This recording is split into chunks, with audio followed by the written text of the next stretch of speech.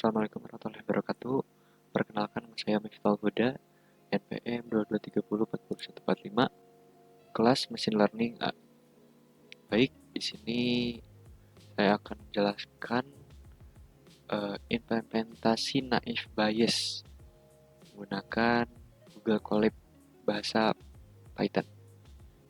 Yang pertama, untuk datanya itu seperti ini. Ini adalah contoh mungkin sebuah keputusan seseorang untuk bermain di luar, kayak contohnya bermain sepak bola mungkin. Keputusan ini atau target ini diputuskan berdasarkan fitur-fiturnya. Nah, ini contohnya Outlook, ini sunny, misalkan mendung, overcast, rainy, hujan, misal, terus overcast, sunny, terus overcast. Lalu untuk temperatur ada panas, ringan, mild, cool, terus humidity, kelembapan, high, normal, terus ya hanya dua. Untuk windy, ini windy itu berangin, ada false dan true saja. Nah, ini untuk keputusannya target. Jadi apakah seseorang akan bermain atau tidak. Selanjutnya untuk kodenya, yang pertama upload files upload. Nah, ini variabel untuk membuka jendela unggahan file. Ini tuh untuk memilih data mana yang akan diupload. Ini whether data CSV, contohnya seperti itu. Dengan hanya choose file, lalu data akan di-upload seperti itu. Nah, ini contohnya, choose file, lalu pilih datanya, data CSV. Nah, seperti itu. 100% doang. Untuk yang kedua, ini file name list upload keys ini untuk mendapatkan nama file yang diunggah. Nah, ini mengambil kunci dari kamus uploaded. Dari sini. Setelah itu dibaca CSV-nya, file name, nama filenya. Nah, setelah dibaca baru ditampilkan. Nah, di sini menggunakan head karena hanya menampilkan 5 teratas. Seperti itu. Ini hanya memverifikasi apakah datanya benar atau tidak. Nah, untuk yang ini variabel baru def2. Nah, ini tetap mengambil dari df, hanya saja di sini ada drop ID. Drop ID ini tuh berfungsi untuk menghilangkan kolom ID. Nah, aksis sama dengan 1, itu artinya menghapus kolom berdasarkan kolom. Jika aksis sama dengan 0, itu menghapus berdasarkan baris. Kan di sini kolom, jadi aksis sama dengan 1. Nah, di print lagi 5 teratas. Hasilnya seperti ini. ID-nya menghilangnya. Banding yang di atas. Lalu selanjutnya ini ada penjelasan. Persiapan training untuk task classification. Yang pertama, definisikan X atau predictor, Y target class. Fitur X kolom yang digunakan untuk prediksi, target atau Y kolom yang ingin diklasifikasikan. Contoh, X sama dengan DF. Outlook, temperatur, humidity, windy fitur Y sama dengan df ini play targetnya. Ini fiturnya. Lalu membagi data menjadi training dan testing. Ini dibagi dua. Agar model bisa diuji performanya, kita perlu membagi dataset menjadi training set untuk melatih model dan testing set untuk evaluasi. Nah, test size sama dengan 0,2 ini adalah 20% data digunakan untuk pengujian dan sisanya 80% untuk pelatihan. Nah, random state sama dengan 42 ini agar hasil tetap sama setiap kali dijalankan. Nah, ini tuh angka random bebas itu ditentukan oleh kalian masing-masing. Tidak ada patokan atau angka khusus. Lalu from sklearn model underscore selection import train test split xtrain xtest ytrain ytest sebenarnya train test split.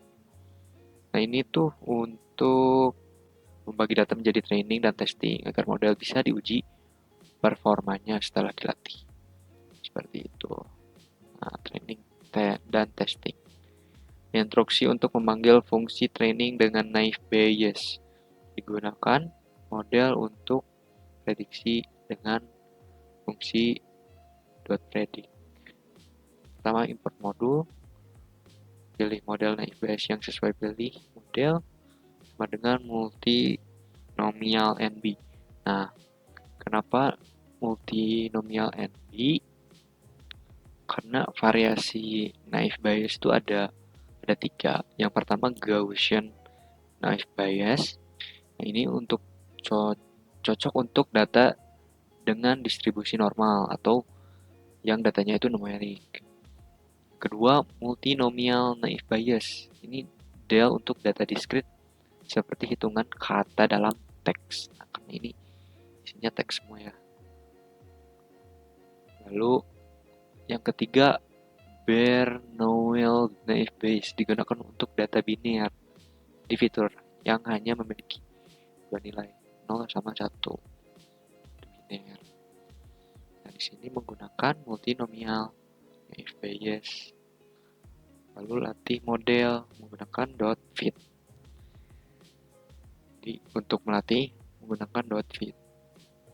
Terus yang keempat, gunakan model untuk prediksi dengan predik. Terus tampilkan performansinya. Nah, kita lihat kodenya. Pertama ini ada label encoder. Label encoder ini mengubah data teks menjadi angka. Itu. Lalu di sini ada di F2 windy sama dengan df2 windy as type integer. Ini itu mengonversi. Jadi dari awalnya itu true atau false jadi 0 atau 1. Jadi dari teks menjadi sebuah angka integer. Lalu mendefinisikan X dan Y. Nah, ini yang pertama fiturnya itu seperti ini nih. Outlook, temperature, humidity, dan windy. Dan ini tuh untuk yang targetnya itu di drop play fitur semua kolom kecuali play. Nah, untuk yang Y hanya targetnya saja bagian yang play class. Seperti itu. Untuk yang selanjutnya print data X, lalu X-nya di print. Yang kedua data Y sama dengan 2 terus data Y-nya. Di sini untuk data training dan testing setnya ini dibagi 2. Nah, seperti tadi bilang test size-nya 20% dan random state 42. Lalu inisialisasi model naive Bayes-nya dengan multinomial naive Bayes. Importnya naive Bayes. Seperti itu. Lalu melatih model data training. Jadi di print, xtrain, dan ytrain. Lalu model.fit. Nah, .fit ini melatih. Lalu melakukan prediksi. Print dulu xtest dan ytest. Lalu lakukan prediksi. Apa yang diprediksi xtest-nya. Lalu evaluasinya menggunakan akurasi skor.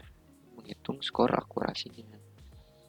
Apa yang dihitung akurasinya? Y-test dengan Y-pred. Y-prediksi.